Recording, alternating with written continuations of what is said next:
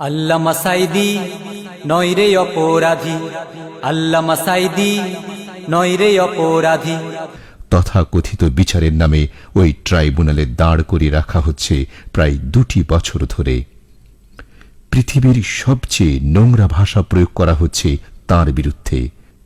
এর কোনো জবাব মাননীয় প্রধানমন্ত্রীর নিকট আছে?